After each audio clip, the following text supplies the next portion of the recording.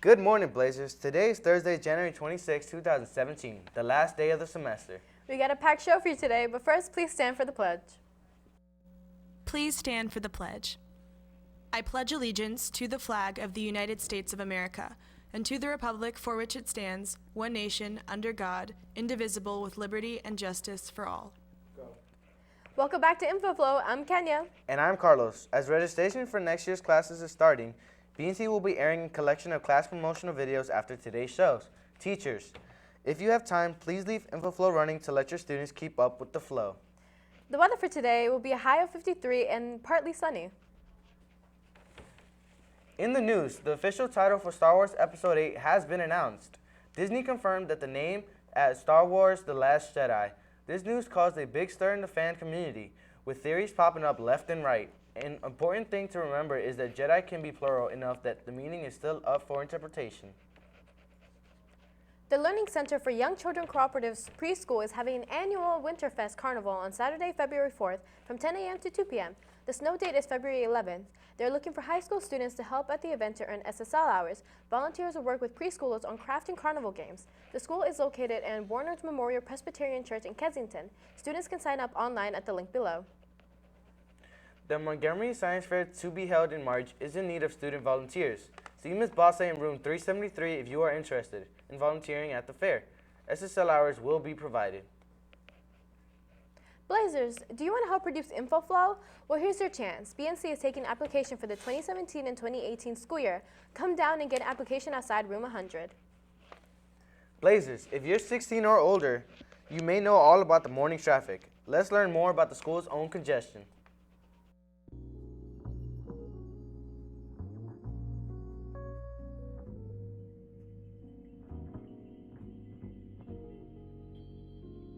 There's always been a problem with traffic in the student parking lot.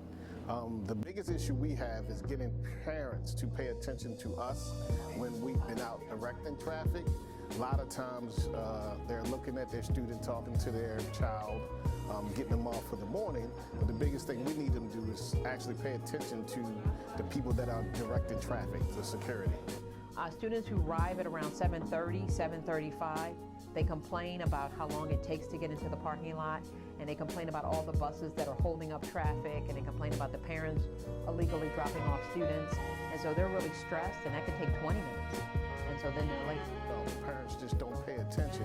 It just happens on a regular basis. You can be out there directing them to move up as far as they can, and they'll just stop right where they are and let that kid out, which again disrupts everything. I think most mornings I have to sit in the parking lot for like 10 minutes before I can actually, from when I get to the light to when I get to my spot, it takes like at least 10 minutes. People stopping in the middle of the lane to drop their kids off is the single most irritating thing I experience in the mornings, because it just traffic is just stopped. Well, the biggest thing would just be to pay attention and pull up as far as you can. If you're coming down the road, when you're making that left, you see a yellow sign that says student drop-off with arrows, and that's actually pointing ahead. But a lot of parents just stop right there, and if you have that first parent stop, then maybe only 2 or 3 parents will drop off. But if they come all the way around the lot, pull up pretty much midway through where the visitor spots start, you'll just have a better stream of dropping off instead of 3 cars at a time and constant pulling up. I think parents should leave the house earlier. Parents, if they would arrive before 7:15, that would be great. The building's open. We do sell breakfast in our sack. Students can come into the building and have a seat before school starts. Yeah, we have 2 parking lots. The Colesville parking lot is for staff, and it's also a great loop for parents to drop off. We also have the university side. Now that's a little bit more challenging because the parents also have to navigate and join the buses, join pedestrians, and also join student drivers. Really, students just have to be patient, do their best to guesstimate so that they can pull in correctly on that first turn, which would alleviate, again, some of the backup. Remember, Blair's a city, and a city has over 3,300 people that come every day to park and arrive safely. And given all the variables of bus riders, walkers, parent dropping off, students skateboarding and bicycling in, we do a pretty good job, but we really do need everybody's cooperation, especially our parents, in following the bus loops and listening to security and making sure you give yourself plenty of time to arrive safely at Blair.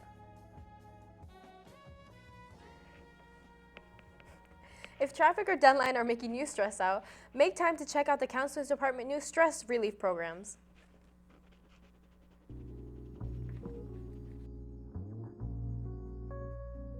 In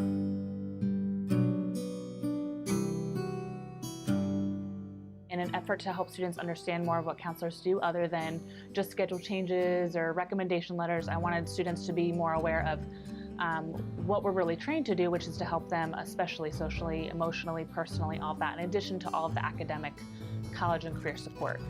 I began these Therapeutic Thursdays by most Thursdays having this coloring with counselor sessions in the SAC during lunch.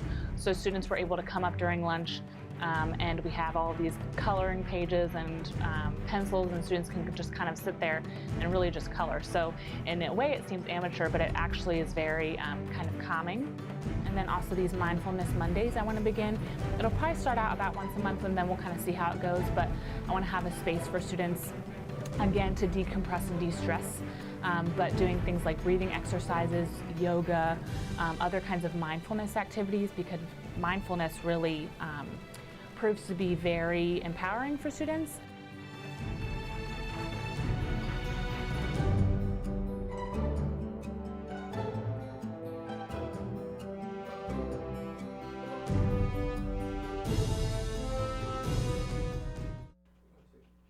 That was sure to keep me loosey-goosey. And that's all we have for today, Blazers. Be sure to check out our website to submit announcements and see all of our previous videos. Have a thankful Thursday and have a wonderful 3-day weekend. But before then, stay tuned for our flow of elective classes.